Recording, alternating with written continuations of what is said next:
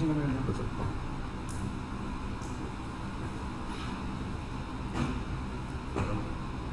Bueno, buen día a todos y todas. Es un gusto poder presentar la tesina de Facundo Mesilán, dirigida por el Dr. Figué, por el doctor Javier Cremona, titulada Modelo y Simulación de Mediciones GNC del Calcebo.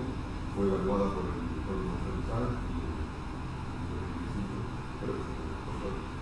Así que bueno, hacemos la presentación y después las preguntas. Repito, soy Facundo Mesilán y esta es mi defensa de tesina para la licenciatura de Ciencias de la Computación.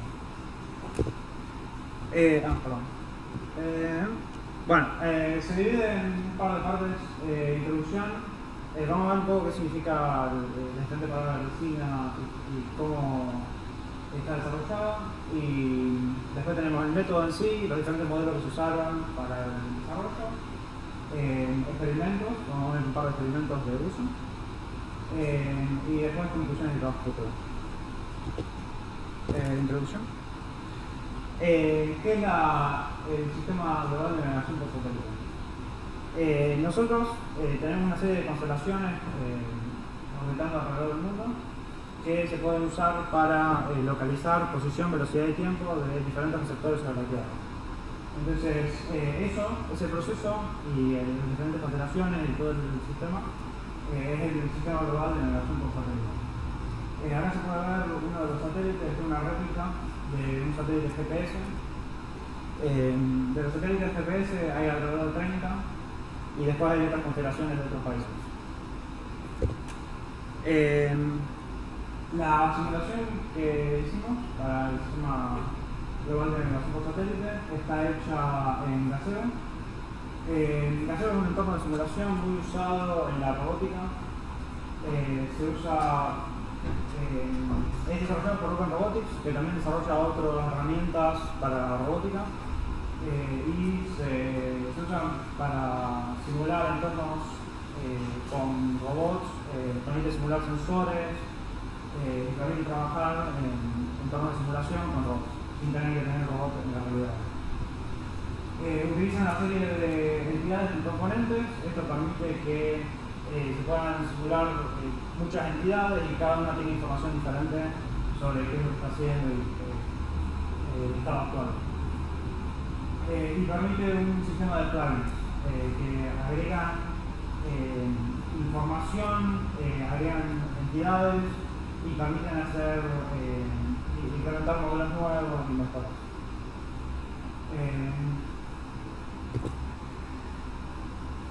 Un poco la motivación de esta tesina. El trabajo se hizo para poder validar, testear en simulación diferentes sistemas, en particular SLAM, de localización y mapeo simultáneo, que se fueron desarrollando. Este tipo de sistemas más modernos requieren la simulación de mediciones crudas. Entonces, el plugin desarrollado es un simulador de mediciones crudas, permite validar en Gazebo este tipo de sistemas. Después, se intenta Gazebo porque es como una robótica. Entonces, si uno quisiese, por ejemplo, con un sistema ya creado, simular casos extraños en donde cierta posición de los satélites tiene alguna configuración que afecta al sistema de forma particular, uno puede crear esa configuración y después simularla. No necesita que ocurra en la realidad. Podemos simular ruidos específicos, cuestiones como paredes, cosas que tapan a los satélites, afectan mucho, como vamos a ver un poco más adelante. Después tenemos cuestiones como, por ejemplo, simular una misión que va a ocurrir mañana. Sabemos la posición de los satélites por los modelos y queremos saber qué es lo que va a ocurrir cuando se vaya al campo y se trabaje. Bien. Un poco más sobre la localización del receptor. Acá tenemos la localización en 2 dimensiones y acá tenemos una en 3 dimensiones. Este es un esquema, digamos. La idea es que tenemos 4 satélites. Se necesitan 4 porque nosotros queremos resolver 4 incógnitas. la latitud, longitud, altura, y necesitamos saber el tiempo del receptor. Porque en general el tiempo del receptor está dado por un reloj que es particularmente malo. Entonces se quiere lograr también resolver por el tiempo. Bueno, los satélites transmiten señales que consisten en una onda portadora, que es la base sobre la que después se agrega la información. Después tenemos un código, que es un código pseudo-aleatorio, que encodea información sobre el tiempo. Y después tenemos sobre eso información de navegación, que encodea información sobre el estado del satélite, sobre parámetros orbitales y algunos otros parámetros ionosféricos que ahora vamos a ver. Bueno, son las tres partes de la señal. ¿Qué son los observables, las mediciones crudas? Esto es lo que estamos simulando. Nosotros simulamos pseudo-rango y el efecto Doppler pseudo-Reinfeldt. El tercero es el espacio de la computadora en el simulado. El pseudo-rango es las distancias medidas por el receptor a cada satélite. Después tenemos el efecto Doppler, que en esencia es una onda portadora. Esta onda portadora, cuando la reciba el receptor, no va a tener la frecuencia que dice ahí, va a tener otra frecuencia. Esa otra frecuencia ocurre porque el satélite se está moviendo. Y bueno, finalmente tenemos la fase de onda portadora. La fase de onda portadora es el punto en la onda en el que llega el receptor. Esto se puede usar para mediciones más precisas, pero no se simula ni se va a hablar en mucho detalle. Ahora entramos al método, cómo hacemos la simulación de las mediciones en sí. Bien, esto es lo que queremos simular. O sea, el primero de los observables que queremos simular es esto. Nosotros tenemos un montón de efectos. En principal tenemos el rango geométrico, que son 20 millones de metros. Y después tenemos retraso ionosférico, troposférico, errores de reloj, cuestiones de que el satélite se está moviendo extraordinariamente rápido. Entonces tenemos que simular todo eso para poder obtener el pseudo rango. Primero que nada queremos saber dónde está el satélite. Esta ecuación es una restricción general, digamos. Esto no es lo que usamos después para hacer el modelo en sí, pero es la restricción que tiene el satélite. Entonces el satélite se mueve alrededor de la Tierra en una órbita elíptica. Acá asumimos que tenemos solo dos cuerpos, tenemos la Tierra y aquí tenemos un satélite que está en movimiento. Esta es la aceleración del satélite. Acá tenemos la fuerza gravitacional universal y tenemos dos masas. Entonces cuando tenemos dos masas sufren una atracción por la fuerza de gravedad y tenemos el modelo. Esto es un modelo de órbita ideal.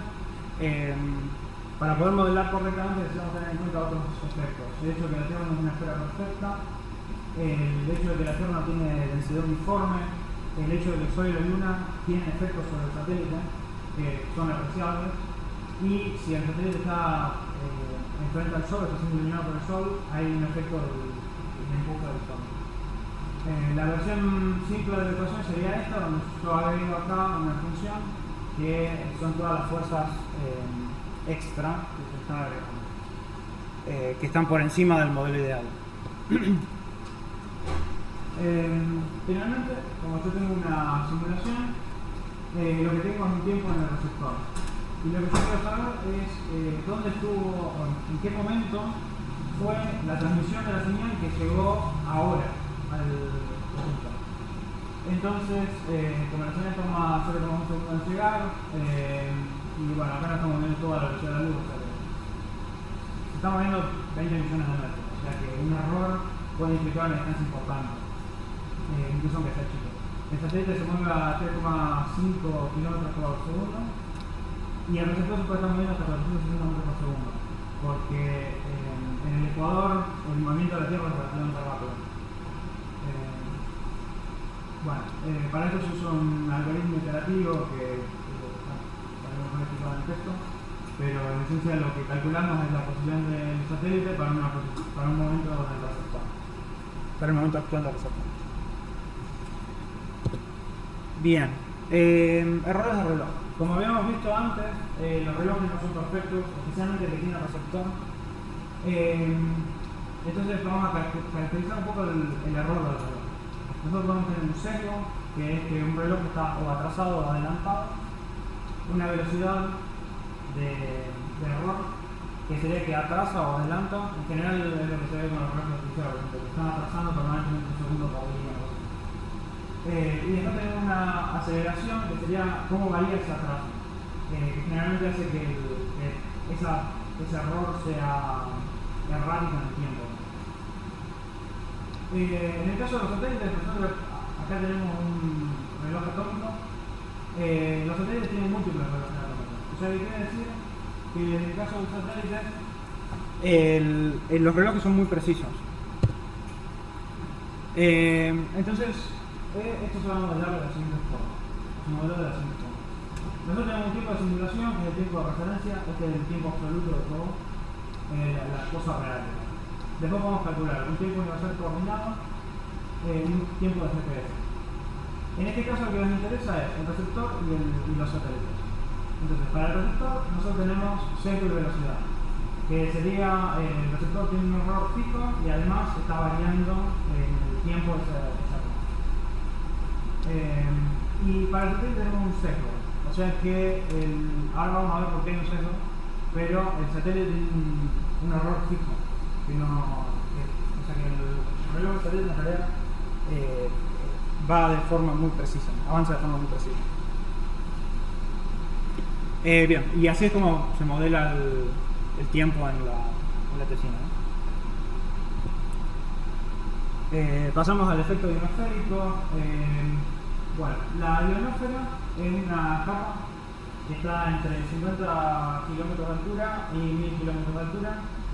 Básicamente la Tierra tiene un núcleo que es líquido y ferromagnético, entonces emite un montón de energía magnética que después, cuando los rayos del Sol chocan, partículas solares chocan contra ese campo magnético, genera una superficie cargada, un volumen cargado afuera de la Tierra. Bueno, ahora se puede lo ver. Pero bueno, hay toda una carga eléctrica que se mide en electrones por metro cuadrado,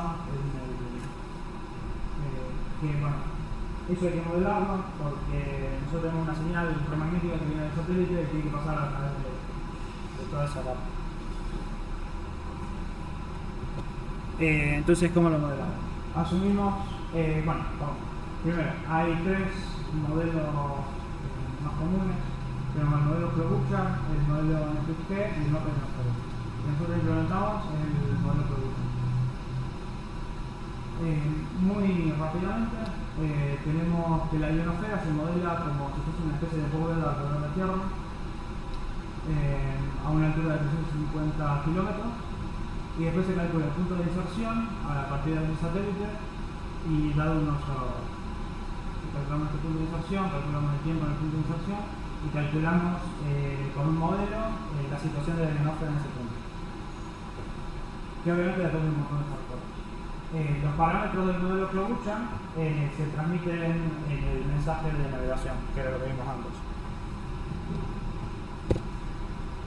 Bien, siguiente cosa que nos afecta, la troposfera.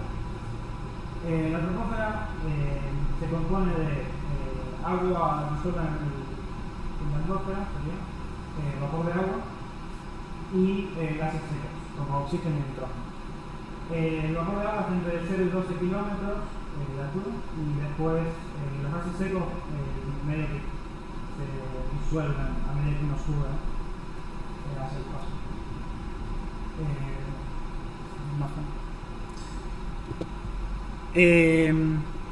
Bueno, eso produce dos retrasos, básicamente, sobre la señal. Produce un retraso húmedo y un retraso seco. El retraso húmedo se da por el agua y el retraso seco se da por los gases secos. Esos dos se calculan por separado y después se suman. Tenemos modelos comunes para calcular estos retrasos. Tenemos el modelo de Sahamonian, UNV3, UNV4, y después tenemos combinaciones de estimaciones troposféricas.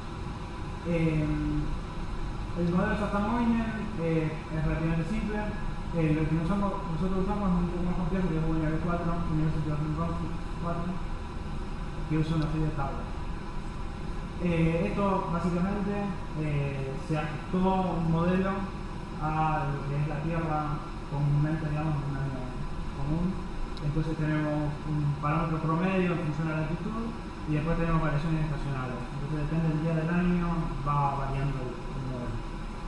Acá las combinaciones de estimaciones topoféricas son para mediciones del pasado. Entonces si nosotros ya tenemos mediciones, se podrían usar para calcular el delay, el retraso que genera. Pasamos a otro efecto, efecto en su camino. Nosotros tenemos satélites, los satélites están relativamente lejos y puede haber construcciones en el medio, puede haber árboles, puede haber cualquier tipo de cosas, ¿no? Entonces, nosotros tenemos varios casos. Supongamos que tenemos un satélite A y este satélite, la forma en que lo ve el autito es a través de una reflexión. Podemos tener un caso B, que sería como el ideal, donde el satélite es directamente visto y no tiene ninguna reflexión. Después tenemos el caso C, donde es visto directamente y además hay una reflexión.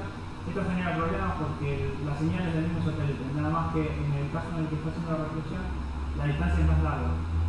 Como estamos usando la distancia para calcular la posición del receptor, eso genera después problemas.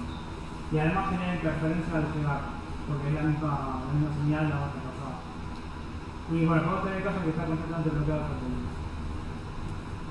Lo que nosotros debemos modelar acá es este tipo de cuestiones donde se refleja la señal.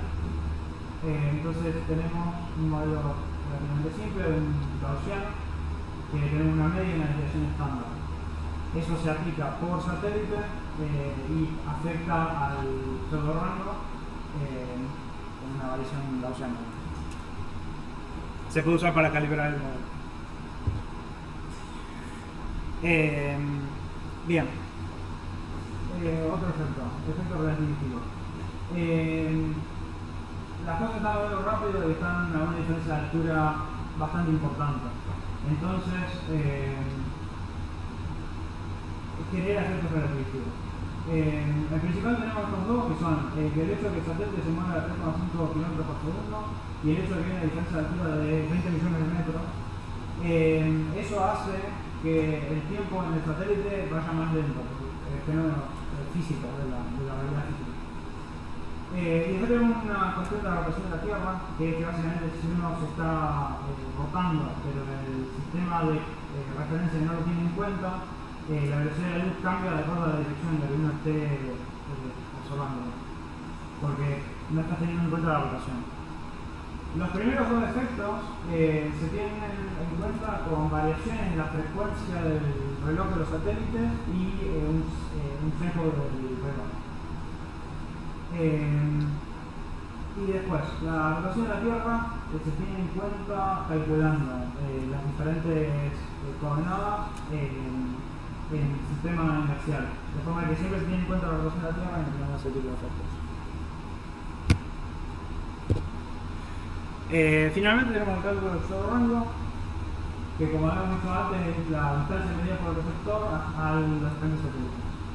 Y entonces acá sumamos todo, básicamente. Tenemos el rango real, después tenemos el efecto por el sesgo de los relojes, multiplicado por la velocidad de la luz, el efecto hidrosférico, el efecto tropoférico, el efecto relativístico y el epsilon este, que son el efecto multicamino y se pueden modelar otros efectos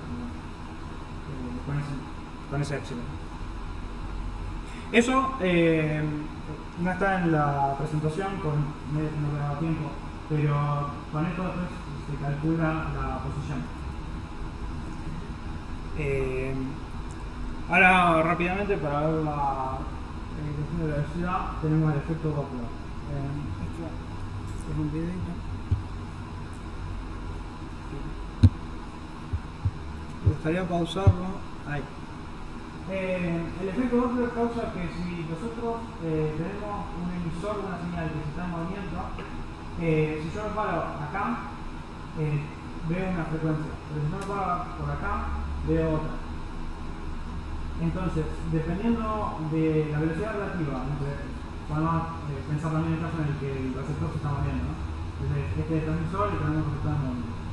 Dependiendo de la velocidad relativa entre el transmisor y el receptor, varía la frecuencia percibida de la señal. Como nosotros sabemos la frecuencia base, porque está dada en un constante, podemos calcular esta diferencia. Y esto nos va a servir después para calcular diferencias de velocidad, básicamente la velocidad del receptor. Eso es muy rápido, ¿no? Entonces acá tenemos este cálculo, sería el pseudo range rate o el efecto Doppler. De acá sería la diferencia entre la onda que fue transmitida, digamos, y la onda percibida. Tenemos un vector hacia los satélites, la diferencia de velocidades y esto es el error del reloj. Acá me afecta la velocidad del error, porque si tengo una diferencia en qué tan rápido van los relojes, me va a afectar la medición. Y así se simula el efecto de pseudo range rate, el ratio de pseudo range, la variación de pseudo range. Bueno, ahora pasamos a experimentos y resultados. Se hicieron dos experimentos. Primero tomamos una base que hay acá en la facultad, es la base UTRO. La Alianza Argentina de Monitoreo Satelital Continuo está acá.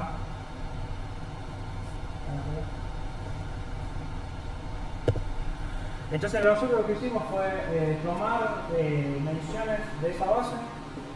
Como nosotros estamos haciendo una simulación, lo que hicimos fue calibrar la simulación para que simule esa base en particular y después comparamos los resultados reales contra los resultados simulados. Eso nos va a dar qué tan fidedigna es la simulación óptica. Nosotros tenemos la base acá, esto es la referencia, digamos. Y después tenemos donde la base piensa que está, o sea, las mediciones de la base. Y después tenemos la función simulada. Esto, a partir del pseudo-rango, como vimos antes, se puede calcular la posición. Entonces nosotros calculamos la diferencia posicional.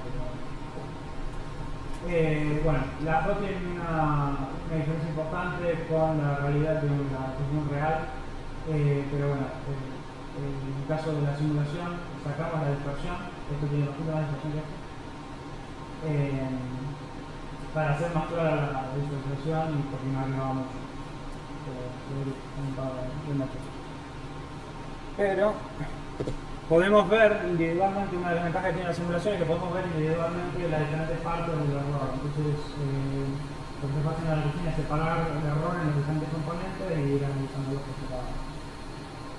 En el resultado del pseudo-rango vemos un error que en algunos casos disminuye y después empieza a aumentar de vuelta, y en otros casos aumenta constantemente, pero la mayoría están entre menos 10 y 10 metros.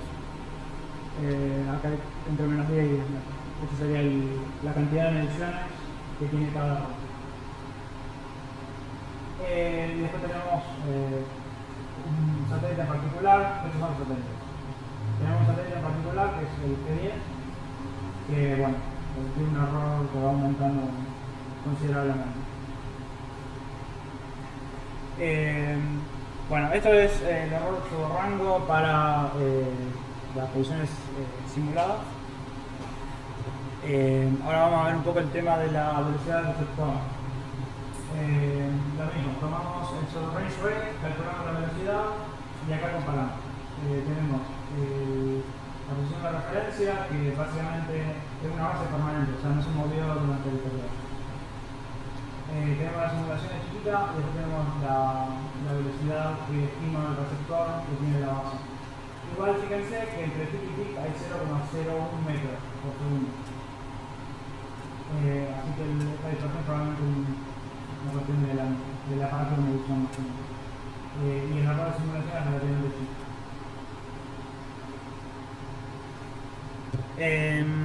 Bien. Ahora vamos a otra simulación, vamos a otro caso de experimento que se hizo en base a una simulación completa. Acá tenemos un sistema que queremos validar. El sistema es parte del estado del arte, pero lo que queremos hacer es ver si el receptor GNSS de hecho sirve para validar este tipo de sistemas, que era uno de los objetivos que se quería lograr, ¿no? Y parte de la motivación también. Perdón. Acá tenemos entonces una trayectoria lineal, una trayectoria sinusoidal y una trayectoria circular. La trayectoria lineal es ir en este entorno de simulación, 100 metros en línea recta, 1 metro por segundo. La trayectoria sinusoidal es hacer una sinusoidal, un coseno sobre el proyecto a 1 metro por segundo. Y después tenemos una trayectoria circular de 5 metros de radio, donde vamos también a 1 metro por segundo, 3 veces en una búsqueda, haciendo vueltas.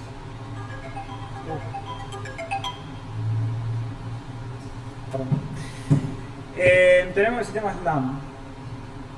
El sistema SLAM es el sistema a evaluar, en este caso tenemos Rovio. Tenemos una cámara, una IMU, un magnetrómetro y un GNSS. Estos son los sensores que se agregaron al robot para hacer esta validación, ¿no? Esto me queda robot, también se podría agregar, pero no se usó. Entonces tenemos Rovio, que tenemos una cámara y una IMU, una unidad de medición inercial. Toma el Rovio esos datos, después junto con el magnetómetro de GNSS hacemos integración en robot localization y eso nos provee una receptoria. Y ahora vamos a ver. Acá hay un pequeño video de Rovio para que se vea qué es lo que hace.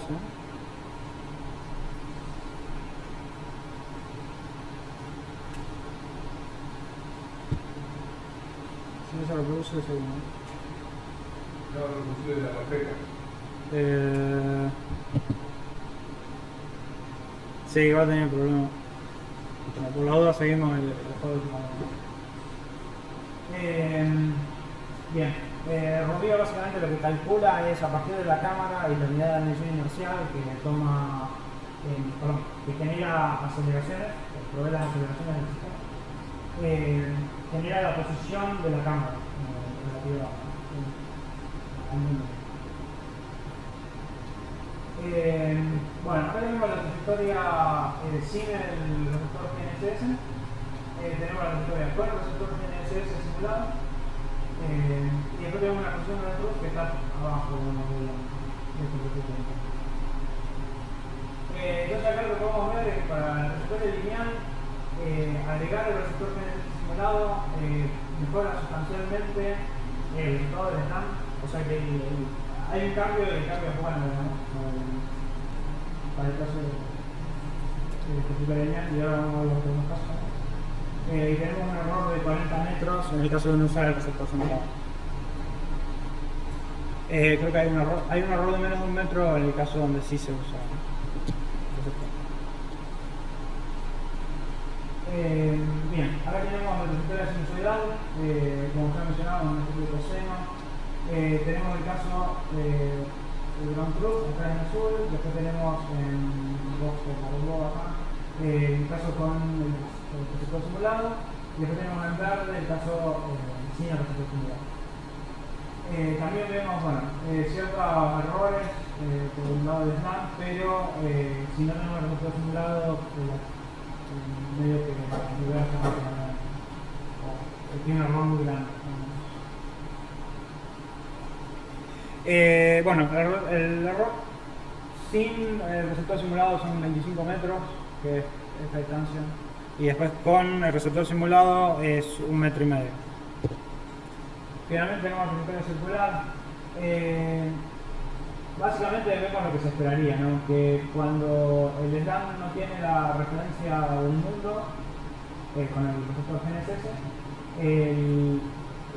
diverge rápidamente. Empieza a girar y pierde la idea de dónde está. En el caso en el que sí tiene el receptor, puede mantenerse en el círculo, a pesar de que se atrasa un poco. Tiene 6 metros de error con GNSS, pero creo que se está atrasando en el propio círculo. Bueno, esos son los 3 ejemplos con SLAM.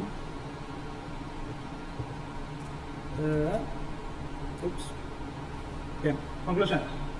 Se desarrolló el plugin de Gazebo para simular pseudo rango, esto range rate, que era lo que quería hacer. Que implementaron diferentes modelos de retraso ionosférico, troposférico, órbita y cuestiones relativísticas, transmisión de la señal y algunos otros detalles. También se desarrollaron herramientas para la derivación, no es solamente implementarlo. Un error muy chico en las mediciones puede generar errores importantes después en la distancia, porque está todo básicamente multiplicado por la velocidad de la luz. Entonces, si tenés un error de tiempo en los nanosegundos, ya te empieza a generar un error importante en la medición de posición. Después se validó el plan desarrollado, tanto contra datos reales, y también se validó que sea útil para una de las motivaciones, que era validar sistemas SLAM, sistemas modernos que requieren este tipo de datos y este tipo de simulaciones. Y bueno, se validó la actividad.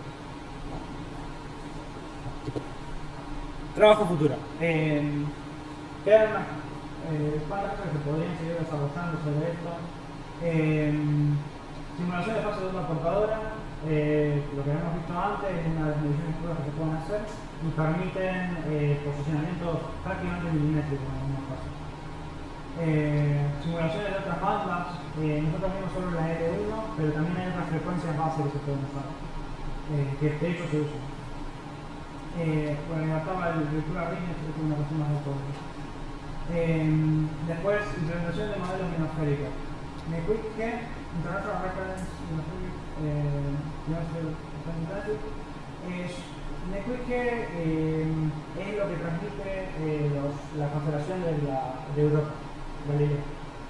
Y después tenemos otros modelos que buscan modelar la ionosfera completamente. Eso genera mapas ionosféricos que se pueden leer, pero sería bueno tener una mejor integración en el simulador. Después, cuestiones de multicamino. Como vemos, el modelo de multicamino es muy simple. Estaría bueno poder tener una geometría y que las cosas reboten de esa geometría. Simular saltos de seguimiento de las señales. Hay ciertas cuestiones que ocurren en la realidad por fenómenos de que salta la señal o se pierde el traqueo electrónico de la señal que viene del satélite. También estaría bueno poder simularlo. Implementar otros modelos de órbitas. Hay múltiples modelos de órbitas que se pueden implementar, hasta se implementó el GPS, pero se pueden implementar otros. Receptores en órbita, esto es bastante útil hoy en día, creo. Y después GNSS diferencial, donde esto se usa mucho en el aire, donde uno tiene un receptor de referencia que sabe dónde está, y después tiene un receptor de movimiento, y el de referencia le transmite el error al receptor de movimiento. Bueno, gracias.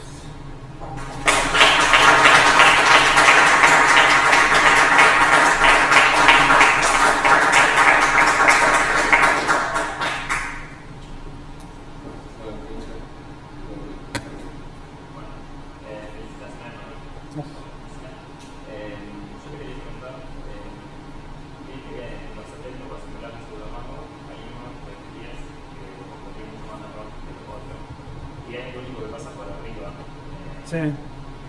¿Qué hipótesis tenés sobre por qué pasa eso?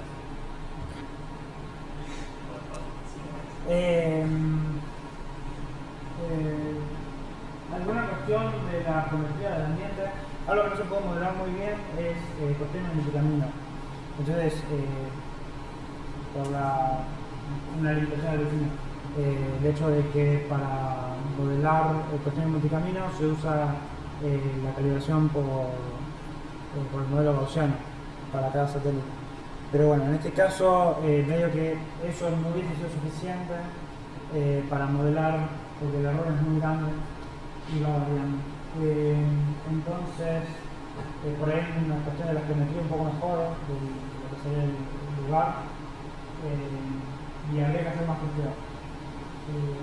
Porque lo que se afectó a ese no afectó a los otros. No sé si una cuestión particular de ese satélite o si una cuestión particular ambiental de ese momento. Y la otra cosa que te quería consultar es, como dato futuro, es que estaría bueno ponerle una SAP a la recepción, perder la recepción de la señal. Eso como Eso hay que implementar la parte electromagnética. Esto se modeló todo en términos, una vez que uno ya tiene el código, ya identificó el pseudorango y lo calculó. Pero antes de eso hay todo un proceso electrónico donde se recibe la señal, se comienza a traquear, se tiene que traquear las variaciones de frecuencia, porque si uno acelera o desacelera un vehículo, por ejemplo, uno tiene que poder traquear el cambio de la frecuencia. Porque uno está variando la velocidad y eso varía la frecuencia. Después también hay que mantener un log sobre los diferentes satélites, cosa de no desfasarse. Entonces habría que modelar todo el fenómeno electromagnético en ese caso. No con tanta cantidad como para hacer una simulación completa, pero habría que modelarlo más en detalle. Hay un par de trabajos citados que tienen, en trabajo relacionado tiene ese tipo de modelos y hacen análisis. Bueno, felicitaciones. Bueno, también, muy buen trabajo, muy interesante. Como tengo algunos puntitos para olvidarme. Ya la fuiste mencionando, pero en una sección, como hablas del pseudo range rate, decís que el tercer término es un error gaussiano, pero decís que lo asumís que es cero. Sí. ¿Eso por algún motivo? O sea, puede ser, sí. Me imagino yo, o para simplificar todo el cálculo o por algún motivo físico. No, es un análisis empírico eso. En el caso del pseudo range rate, también se veía acá que el error en sí es chico para el caso. Bueno, esto es un solo caso, no, está bien.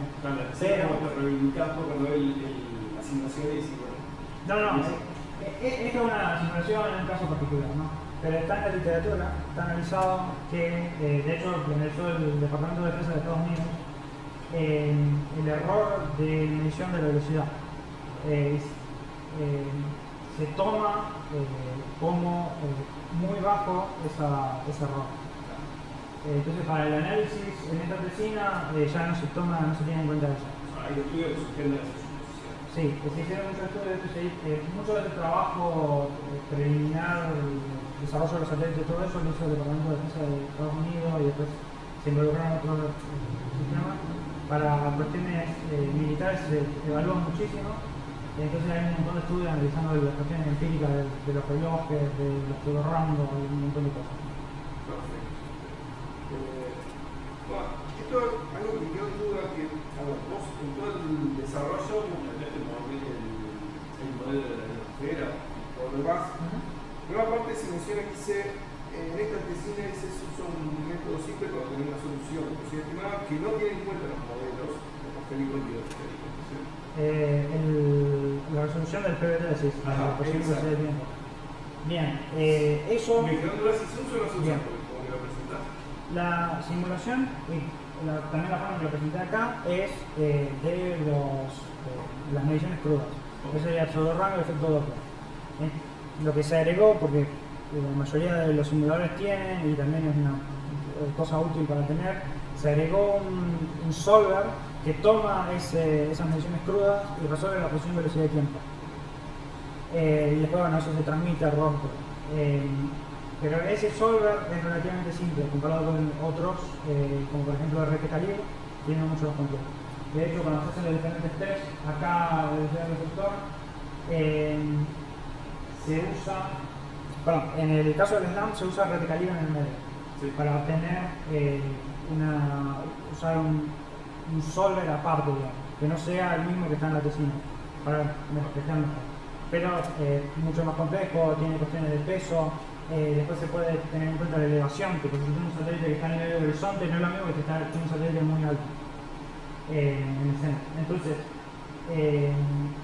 todo eso se puede agregar al solver. Nuestro solver es mucho más simple y no tiene en cuenta las alcance de la piscina, ¿no? Claro, sí. Esto, pero en alguna parte mencionás que Eigen tiene atracción para esta simulación. ¿Qué te pasó? Bien.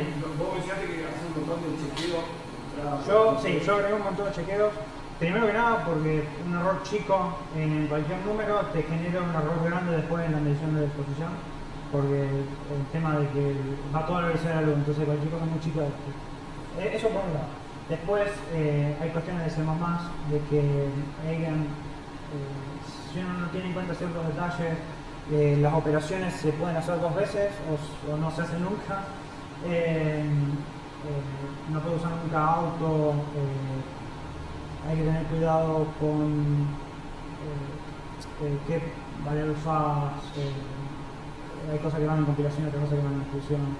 O sea, como es muy quisquilloso el lenguaje, cómo se pasa sí, Eigen en particular. o alguna otra cosa más.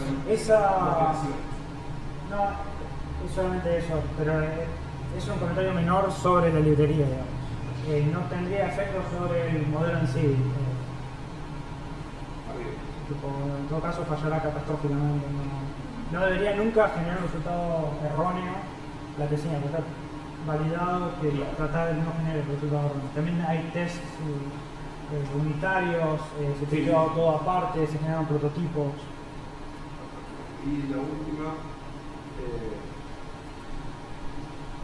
en una parte mencionas justamente cuando simula la posición de un experimento hay 6 incrementos de error. Bueno, hagamos pensar sobre eso, ¿qué intuiste puede ser? En el caso del pseudorango, perdón. No, de posición. Sí, o sea, para el primer experimento. ¿Este? Sí, bueno. O sea, primero hay que tener un error acá, que eso es común. Y después, bueno, tengo el error, el que nos interesa es el error entre la medición real, digamos, del detector y la medición simulada. Y esto es lo que y este error después se desgrana en la tesina, se hace el análisis de pseudorangos y después se desgrana el pseudorango en los diferentes análisis de las diferentes parámetros. Yo lo que creo que hay que mejorar es el modelo dinoférico. Eso es como lo principal ahora. Es más, la tesina para validar se agregó la capacidad de tomar un IONEX, que sería un mapa dinoférico, que no usa un modelo, sino que tratar de usar mediciones reales. El problema es que la idea de la tesina es poder también simular cosas en el futuro, entonces generar mediciones reales de las cosas en el futuro es muy difícil. Sí. Entonces, después esto, pero bueno, y después, en el quiz tiene como 104 ecuaciones, implementar eso iba a ser bastante tedioso y relativamente complejo. Pero bueno, lo primero principal a mejorar sería hacer una mejor integración a través del IONEX y después bueno, el QuickG, otros modelos, y después ir nivelizando diferentes factores con un testeo en la realidad mucho más controlado. Yo sé la geometría, yo sé un montón de cosas más de satélite. Claro, y empezar a validar qué es lo que está realmente pasando. Muchas gracias. Una más importante, no es como artículo universidad, si ya el examen implementando robots, práctica, esto es práctico. O sea, esto es un receptor ya implantado un plugin en casero. O sea que si vos tenés el robot en casero, que creo que lo está trabajando, se puede agregar. O sea, hay un plugin, lo agregar el componente al robot y ya funcionaría. No hay que ir al robot que realmente hace falta. Sí, lo que nos pasa, Diego, en la práctica, en la simulación, la gran motivación de la cuestión de Manuel es que nosotros en la realidad tenemos errores, los GPS reales tienen errores que no hacemos tan modelados como una gaussiana, digamos. En la realidad pasa que deja de ver su satélite, pasa estos errores de diagnóstico, que no habíamos modelado. Entonces, el comportamiento de la simulación era nada que ver a la realidad, digamos, a la complejidad de la cosa. Entonces, esto nos permite poder manipular esos errores, poder controlar incluso de errores son reales, después corremos el sistema, corremos la realidad, corremos también la simulación y tenemos problemas, digamos, de ese comportamiento.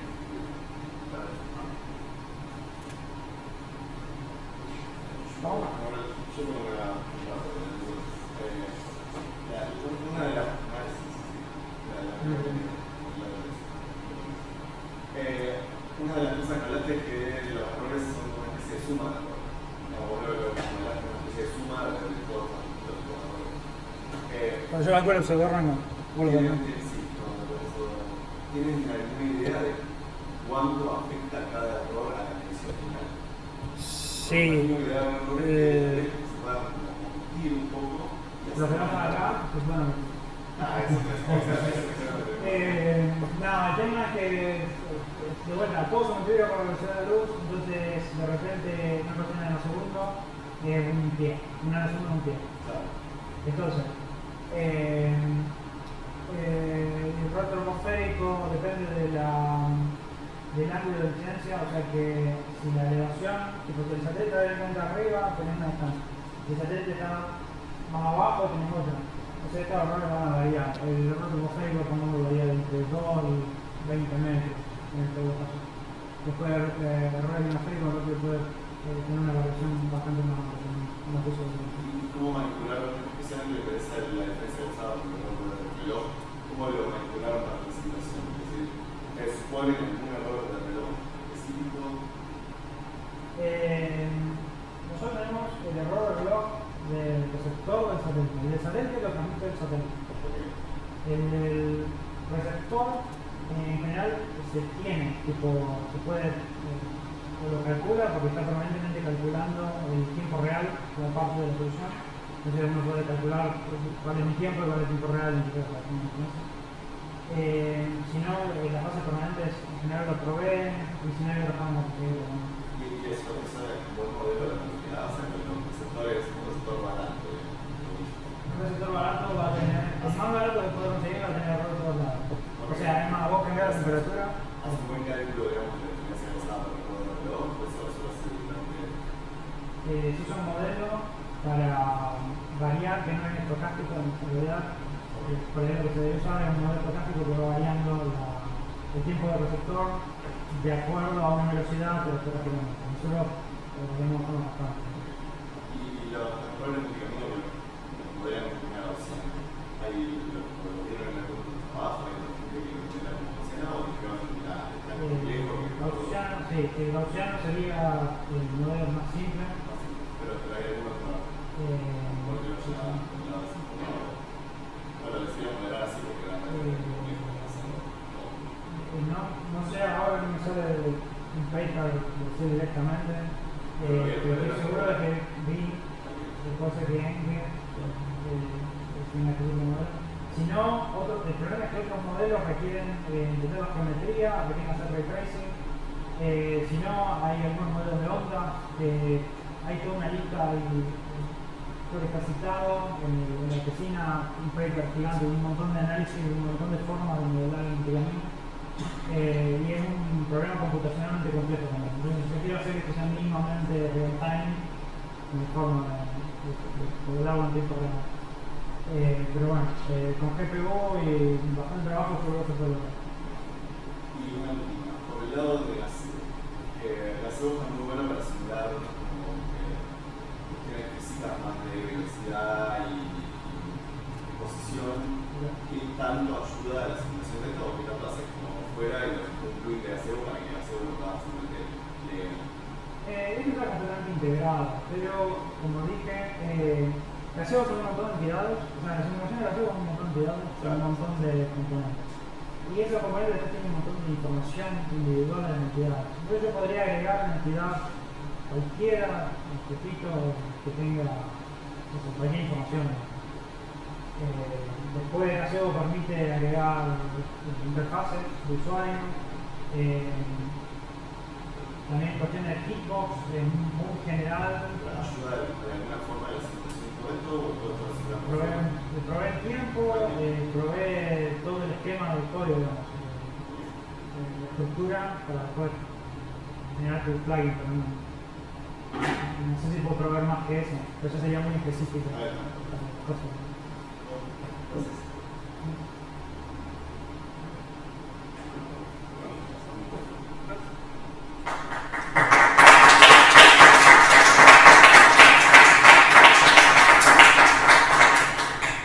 Un momento de radio, pero la internet y luego. Lo deja Diego con mi emoción. No, todavía no se puede. Voy a fijar la nota.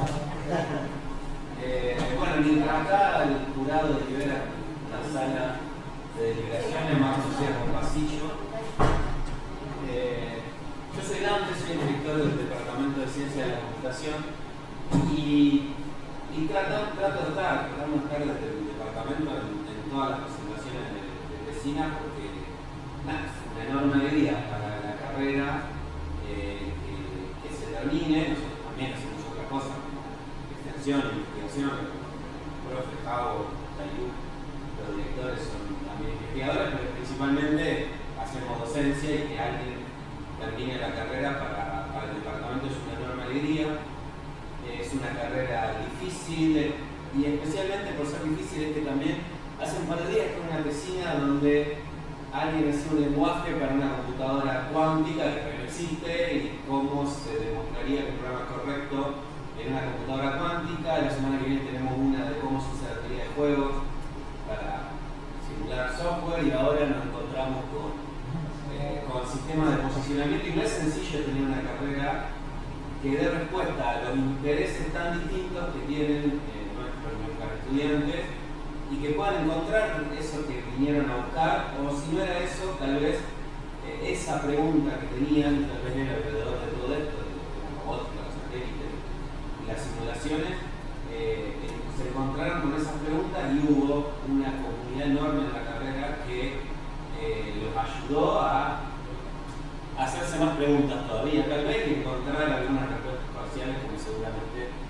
pasó en tu trabajo de Tesina. Y se nota mucho en la presentación de Tesina el enorme esfuerzo que se hace desde la comunidad de la carrera, por eso le agradezco a Felipe y a Gonzalo, está todo empezado acá, por supuesto, se los agradezco, porque realmente la lectura que hacen de la Tesina, el análisis, seguramente tuvieron un intercambio con ellos, mejoró mucho el trabajo, obviamente Javier y Tayú, y son 4 personas que casi estaban dedicadas un montón de tiempo con Manuel, como hace 2 días tuvimos la tesina de cuántica y la otra de teoría de juegos, y hay toda una comunidad en la carrera que hace un esfuerzo enorme por acompañarlos. Se nota mucho en la presentación de tesina como cada estudiante es una pieza de artesanía, ¿no? Cada graduado no.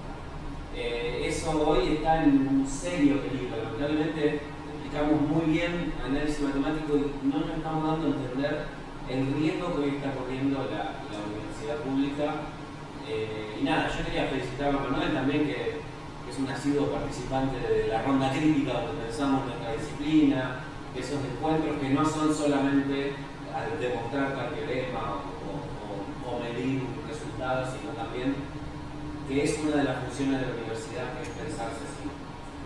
Así que bueno, ahora con el anuncio de la nota, el departamento le está haciendo un pequeño presente a nuestros graduados, así que acá va mi Diego, no sé qué no se lo están. Bueno, primero agradecer a los directores, a los evaluadores por el trabajo de la comisión de Tesina y bueno, la oportunidad de 2010.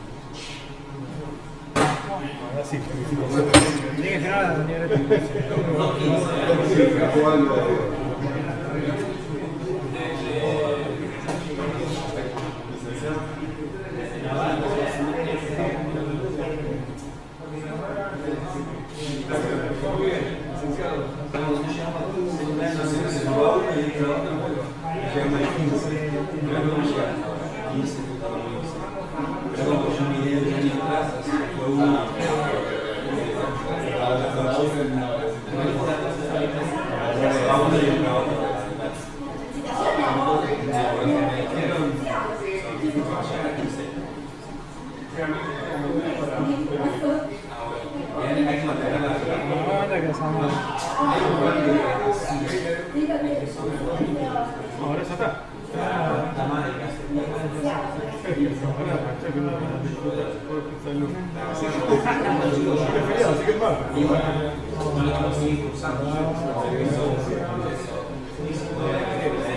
No lo miramos mucho. No negociaba. José no andaba. Pero José andaba. ¿y por eso conectar? Capaz que ese fue el problema. Pero no lo sacan, no lo sacan. Ya está. Porque hay un botón conectar. Tenés que apretar el botón conectar. Bueno, te pasaba un pelazo, güey. Eso es No lo voy a usar. No lo voy a usar.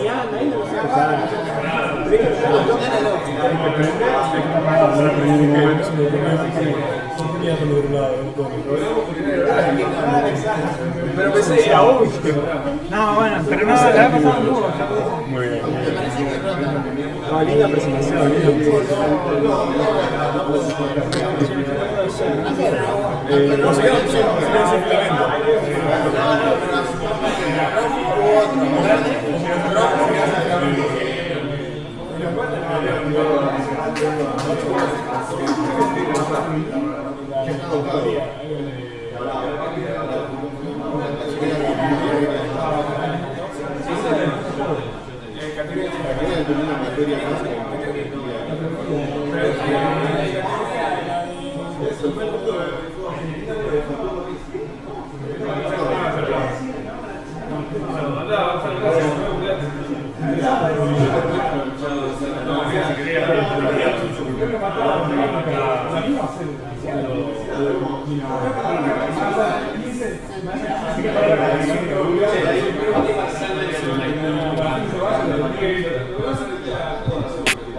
Dame un segundito que estoy...